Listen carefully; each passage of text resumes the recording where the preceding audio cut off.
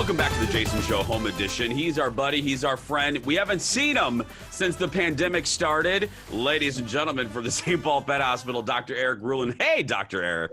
Thanks, Jason. How are you guys? How's everybody doing? Well, I was going to ask you. I mean, we've been checking in with our friends as we've been doing these at-home shows. How you doing?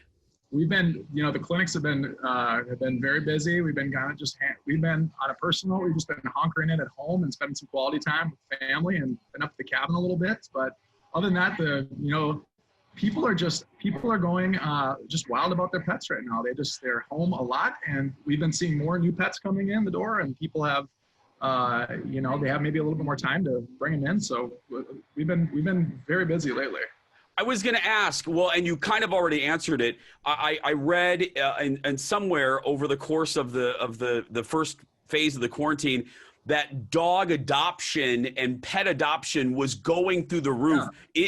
Is that anecdotal, or are you seeing it really? Absolutely, and absolutely. Like our new especially new pet adopted pets, our rescue pets. We've just been seeing probably a 15 to 20% increase over last year. That's substantial. I mean, that's real. Those are real numbers. Oh my goodness. Yeah. Oh, go ahead. No, and like I said, I think some of this isolation that people are feeling, and not only social isolation from each other, but just from just needing the human-animal bond. It's people are wanting pets. Now, how about the rumor that the pets, there's a funny story that the pets are getting sick of us, Dr. Eric, that they don't want us home as much as we've been home. Is there any truth to that? No. Well, cats, they always say that, that cats could, at times, could be kind of careless whether or not now that's for some of us, that they would care less whether you're there or not. But no, I don't think, I think it's maybe an adjustment period because we're home so much, but no, I don't think that they're getting necessarily sick of us at any rate. Well, it's a good time to actually talk to you, and we haven't for a while. We kind of missed the winter season and spring season. It is summer now. A lot of people watching have new pets. Off the top of your head, what are some good reminders, or as I call them, public service announcements? You as a vet, what should people keep in their mind as they have these new pets, as we approach summer and deer ticks and all of that, the stuff that goes with summer? What should folks keep in mind right now? When we're acquiring new pets, so first thing, you get a new pet, they should be isolated from other pets in the household for a minimum of 10 days, and they should be just by themselves. Not by themselves, they can be with you, but they should be isolated from other pets for 10 days. First rule. Second rule, get them obviously into your local veterinarian, get them in for a checkup just to check for underlying disease they might not see. For cats, we got feline leukemia virus, feline immunodeficiency virus. They could have a totally normal cat come walking in the clinic that could be carrying that could expose the other cats in the household. I have that happen, not a lot, but enough times where a new kitten comes in that is shedding immunodeficiency virus, and then they expose the other cats in the house. So that's one. Obviously with flea and tick prevention, we're in the thick of things right now. I was up in my cabin. I probably picked 30 ticks off of my dog, off of butter last weekend. Make sure that they're on some type of either oral. We prefer oral preventative. There's a couple of them on the market. We prefer Bravecto because it's a longer acting product, but there's a bunch of different ones. Those are FDA approved products, very safe. Some of the topicals I'll use sparingly, like the front lines and some of the other ones, only because dogs are a little bit more reactive to some of the frontline of the topical products, but that's just clinical choice. And then obviously Lyme disease, there's vaccines. We have new upgraded Lyme vaccines that have come out in the last couple of years that are incredibly effective for Lyme disease and for diseases like leptospirosis. So again, your veterinarians are gonna I think it's important when you go into your veterinarian to tell them about what type of risks you are, and what kind of social behaviors you and your dog are taking, because my dog might be at more risk than, like I've used this example. Mrs. Jones, one of my clients who's on the 10th floor of the downtown St. Paul building, that dog's probably at a little bit different risk than Butter, who's out grouse hunting with me and running through the woods and getting into God knows what. Like, those are two different risk assessments. And I think it's important that you talk to your veterinarian about what those risks are. And they should be able to put together a preventative care package that's very specific for your pet. That's the key.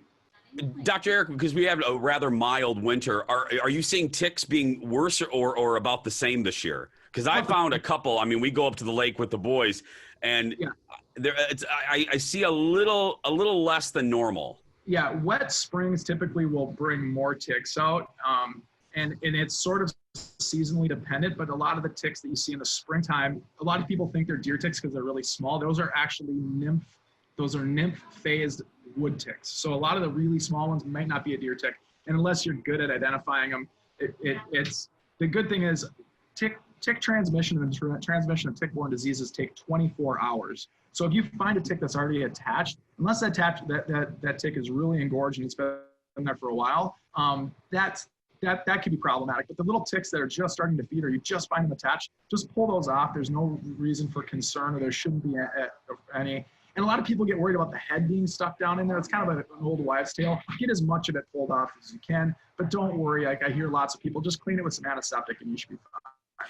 You mentioned, I want to ask about butter. We'll end with butter, end on a great note, but I want to combine a couple things for our last question. And that is, everyone is getting a lot of new pets. It's summer and the pandemic. We're outside a lot. We're walking our dogs and going to a dog park. I forgot what segment it was. One of your many appearances, you talked about some learning moments and how to introduce a dog to a dog park. What is one of the things people have to realize or know, another public service announcement, when they're introducing maybe a new dog to a dog park where there are potentially a lot of dogs in there? You can never trust the other dogs that are around. So when I initially when I brought Butter for the first time, keep her on a leash so I can immediately pull her back or get her away from the situation. And I'm reading the body language of the dogs. I guess first and foremost, don't trust the dog park until you know your dog well. And the other thing is, you want to introduce that dog to dogs of similar size. Like I don't want a little puppy interacting with a huge dog right away until I can trust that large dog and read their body language. I guess at the end of the day, dogs, unfortunately, they're going to fight with their teeth. That's the only thing that they have. And like kids on a playground occasionally get into scraps and fights. I fish right down by the Minnehaha dog park. And I'm sitting there fishing, and I hear a dog fight every 2 or 3 minutes. And they're usually little squabbles, but it's not a big deal as long as these two dogs are the same size. But when you have this big dog, little dog situation, that's obviously not a good situation to set yourself up in, especially if you don't know the other dog.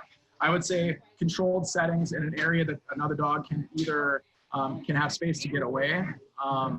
And just it's like I said, it's kind of hard to assess the situation. So don't just expect your dog just to be social and get out there. Controlled settings, small settings with dogs of similar size.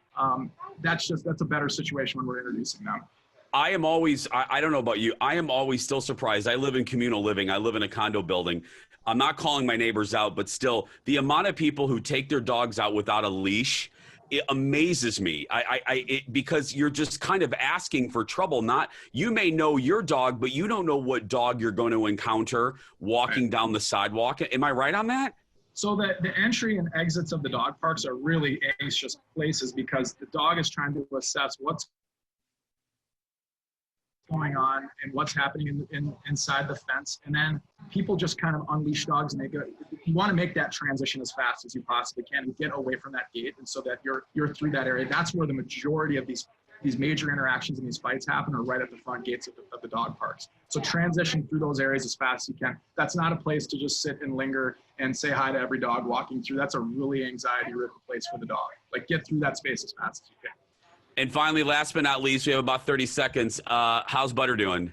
She's doing fantastic. She's growing. She's getting into trouble daily. I had her up at the farm up in Wisconsin, and she disappeared into quicksand as she was running through the woods. She fell into a mud hole, and all that was sticking out was her nose. I had a black lab for about 10 minutes. She just literally went across the river, just disappeared into the mud, and all I saw was this much of the top of the nose sticking out. My son and I were dying laughing. It was the funniest thing ever. Oh my goodness. She's doing great.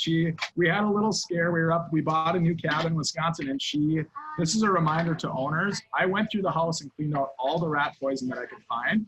That little bugger still found 2 packets of rat poison, dug them out, and ate all of them. And I found the wrappers the next morning when I got up. I found them. So as a reminder to everybody, if you're up at a cabin, walk the perimeter, go through everything. And I already had. but it was a huge scare for our family. It was a little dicey. She's totally fine. There's a reversal for rat poisons. We can give them vitamin K as the reversal. But so still, yeah, sitting in the shoes of my clients for a few minutes always is a good reminder. But anyways, I didn't need that level of stress. Exactly. Well, you go back. Dr. Eric's busy. You can see we're right in the middle of his office. So you go back. Thank you, my friend. We'll see you. We'll see you when we can get guests back in the studio. Can't wait, Jason. Thank you. Bye. Dr. Eric, everyone. We're going to take a break. We'll be back right after this.